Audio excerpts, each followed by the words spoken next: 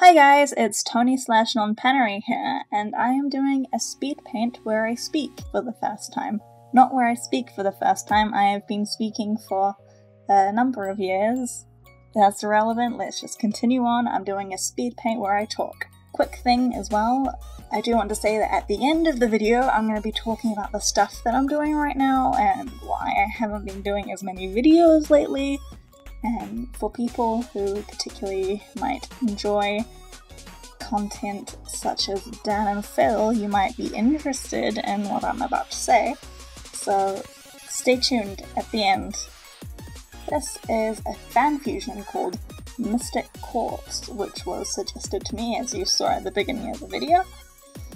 It's quite a hard fusion to do, you're not just mixing two characters, you know, you're trying to make it look like all 6 gems, yet something distinctly different, and also make it look like the actual crystal Mystic Quartz. But I just wanted to quickly say that I loved this idea so much, you know, hence why I did it. Not only is Mystic Quartz like a really cool sounding name, but just the colours, the concept of fusing a bunch of gems but them all being quartzes, so in a way they're kind of maybe more stable, even though the characters, they're all, you know, they're not exactly friends, they've got their differences, but I think because they're quartzes, when they fuse, even though it'll be kind of hectic, it'll be a bit coherent, which is why I did. Well, I started off drawing them with 6 arms, but then later on you'll see that I did her with 8 arms, so I added 2 later on. But what I did was I made them all connected by one shoulder, rather than how, for example, Alexandrite, she has 6 arms, I believe, and they're all separated, like all quite distinctly different arms. Whereas these ones are all connected at the shoulder armpit area, you know? And this was my way of showing that.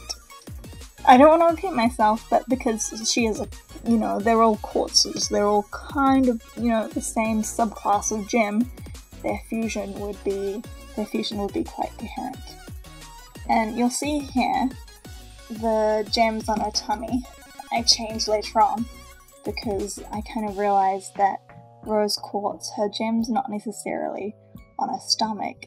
You know, if she were human that would be where her stomach is, but it's more underneath her chest, not on her like belly button, which isn't the same thing for Stephen, but we'll not talk about that later, because it's not important.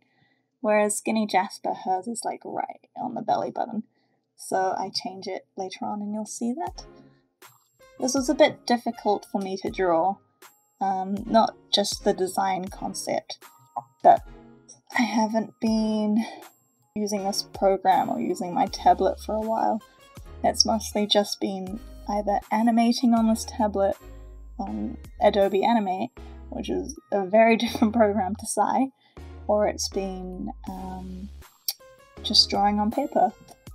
I've been sketching a lot as well, so, you know, I haven't really done line work in a while.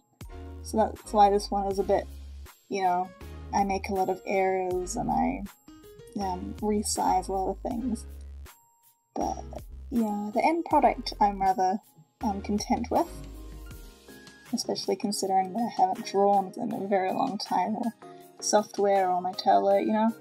And it was just very difficult for me, because it's not like riding a bike. Drawing, you need to keep practicing and you need to keep at it, as I was talking about before with the placement of the gems. And here I start stressing about colours, because I don't know if you noticed this, but all 6 gems have a different colour skin, except for Jasper and Skinny Jasper. But it was really difficult trying to pick out the colours, and I mostly just experimented with it. I started off just kind of making an in-between colour. I got the orange and I got the blue, and I was like, what's the in-between of this? If that makes sense.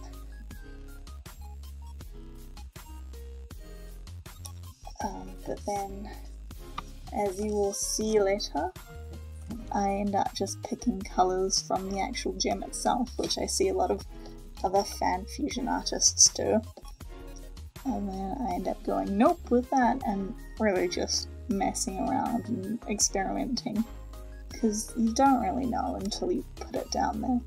Although I know a lot of people, they know about colour theory and they know what works with what. And this isn't just about colour theory, it's, you know, what makes it look recognisably like these characters, what makes it recognisably look like the actual crystal mystic quartz, what works together, and as well as, you know, colour theory. And yeah, I'm happy with how it turns out. I think it does look more like Jasper than any of the other gems, but 2 out of 6 of them are Jaspers. So it's a little bit more Jasper than had there only been one Jasper. Yeah. But I tried to make it look like all of them. It was super hard for me to figure out the gem colours, because, you know, they had to all be colourful. And I tried, you know, giving them lots of colours, but it really just did not look good. It looked like a bright, saturated colour wheel, you know, when children are learning the primary colours. And it just did not look right. So, what I started doing was, my next step was to just pick colours from the actual crystal and see if maybe that would improve how it looked. But then I thought, you know, hey, what if I make each of the gems like the main colour of what their actual gems are, and then add a bit extra colours.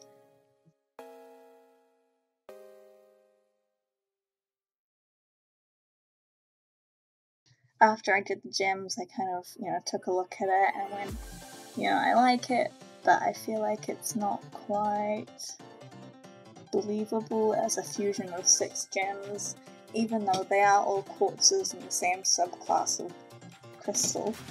I felt like having 1.5 sets of legs and, you know, 3 sets of arms wasn't enough, so I added another set of arms. And these ones are a bit more petite, and it kind of gives a lot more personality and asymmetry, which is good. And if you don't know what asymmetry means, it's pretty much, you know, if you cut it in half, the picture, and you notice that both sides, you know, both arms at the top, they're doing the same thing, the arms at the bottom are doing the same thing, but this kind of changes it up a bit, and I'm really glad that I added that to it. And yeah, I'm happy with how it turned out. Let me know what you think in the comments below. Tried to put it nicely, I guess. Not that you aren't nice. I don't think I have many not nice comments. Thanks for watching, and now I'll get into the other stuff which you may be interested in. Or alternatively, if you just completely skipped the speed paint and you just want to hear me talk about the stuff because I hyped it up, and really you're gonna be disappointed because it's not that interesting, but let's go anyway. So I finished university and I now have a diploma in 2D animation, which is pretty cool. The reason I bring it up is just to keep you updated with my life, and now that I don't have university to stress over, you know, I have more time for speed paints. And yet there have been less, and the reason of that is just because my hours have increased at work, Christmas and things being busy. But after that I'll have more time to do speed paints and stuff, and fan fusions and what have you not, and maybe even live streams. I want to do something like that, another live stream soon, because that was fun and you guys seem to enjoy that. And the last thing, which is why I haven't been uploading as much, and nothing to do with Dan and Phil, which you guys might be getting excited about, is I'm doing a Dan and Phil animation. Not an official one, so they haven't contacted me or anything. I wish, am I right? That would be pretty sweet. But no, I am doing an animation of them, and it's about 3 minutes long, and so far I really actually like it. It's one of their gaming videos, animated, and I think that if I put a lot of time and effort into it, which I have, I'll actually be able to finish it soon. But because I am, doing this all by myself, it's gonna take a little while. But I'm hoping in a few months it'll be over, and I'll be able to upload it. But what I was wondering was whether you guys wanted to like wait until I've completely finished it and then I upload it, or if you guys want me to keep you updated along the way. You want to see, the progress. If you want to be updated, let me know.